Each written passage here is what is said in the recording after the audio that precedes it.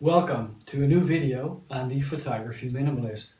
For this video, I would like to start with a short introduction and take you back to 1982. That's the year that I really started to get interested in photography.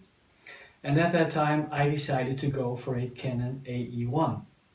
And a good school friend of mine, Joost, went for the Minolta X-700. And these two are not comparable because the Minolta MPS X-700 version has a program mode and the Canon AE1, which I bought, does not. So if you really want to compare these two cameras, you would need to go for the Canon AE1 program. But anyway, all that being said, I went for Canon and Joost went for Minolta. And I guess especially back in the day, you were more brand loyal. You chose for a certain brand, invested in the lenses, and you stuck with this brand. It's like buying your first car. The brand of your first car always sticks with you, but especially with regards to photography because you're going to be investing in lenses. Now I've used Canon analog cameras, the AE1, the AE1 program and the A1, and eventually migrated to digital, Canon digital, 300, 350D, the 10, 20, 30 and 40D, after moving to another brand. And a few years ago I started to return to analog photography. And I didn't have my Canon cameras anymore. I had sold them, regretfully.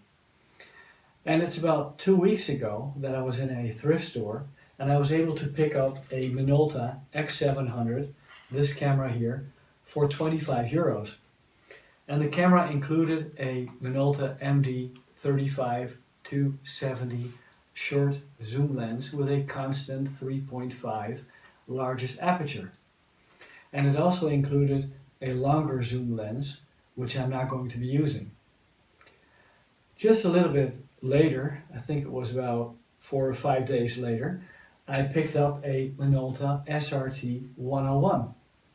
Not so much for the camera body, but more for the 50mm MC Minolta 1.4 lens, which also works fine on the Minolta X700. But it only works in aperture priority and full manual mode.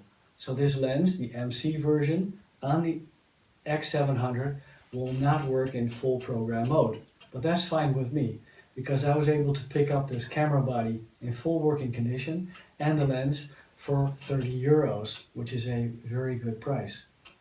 Now when I picked up the Minolta X700 at the thrift store, it wasn't working because there were no batteries in the camera. So I took the risk, took it home, put in a few batteries, and it is a full working camera. And I'm extremely enthusiastic about this camera.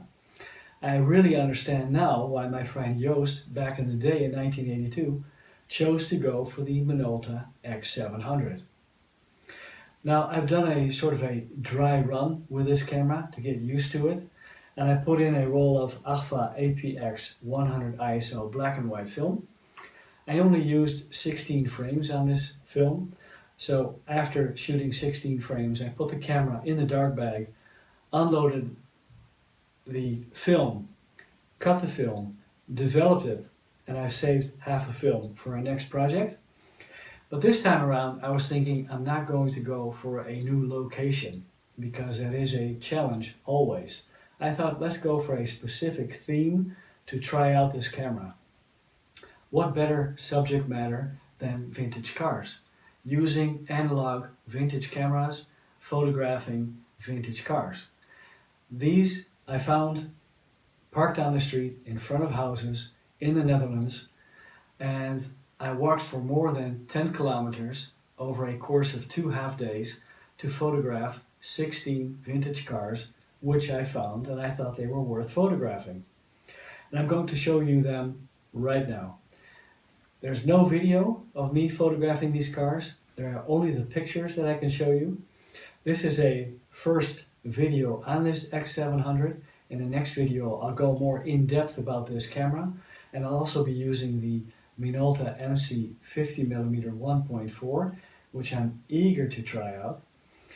And then we'll look at some other subject matter and look at more detail and also different types of films using this Minolta camera. Thanks for watching. I hope you enjoy the results that I was able to achieve with this camera. If you haven't subscribed yet, please do so. You're more than welcome to keep up with all my new videos. Thanks again for watching and take care. See you next time.